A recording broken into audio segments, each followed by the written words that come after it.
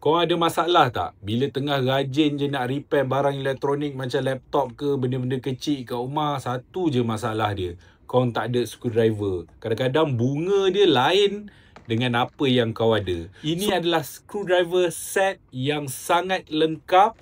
Dia ada lebih daripada 100 lebih mata. Confirm barang elektronik korang mesti ada satu yang lekat dengan benda ni. So hari ni aku nak buka laptop ni. So aku kena guna salah satu daripada sini. Dan yang paling penting juga guys, dia ada sediakan ni guys, pengumpil dan sebagainya lah. So kadang-kadang laptop ni ada yang dah gam kan, so kau kena umpil benda tu. So dia sediakan juga. So tak ada masalah kalau kau nak buka skrin ke dan sebagainya. Contohnya kau nak tukar phone punya screen protector, so kau umpil je guna benda ni. So tak adalah sakit tangan dan sebagainya. Dia sediakan juga tweezer mate. So untuk kau kepit skru-skru kecil dan sebagainya. Dan yang ini adalah kau kena attach dengan screw set yang banyak tadi lah.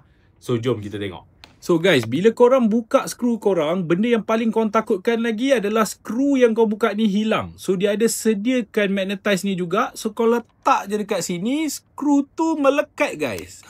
Campak je macam tu. Dan dia melekat guys. So tak ada lagi hilang lah. Dan yang paling penting adalah screwdriver dia depan ni pun ada magnet juga. So skru tu sentiasa melekat dekat screwdriver kau lah. So mana nak dapatkan screwdriver set yang lengkap macam ni? Korang check beg kuning guys. Benda ni sangat menyelamatkan korang.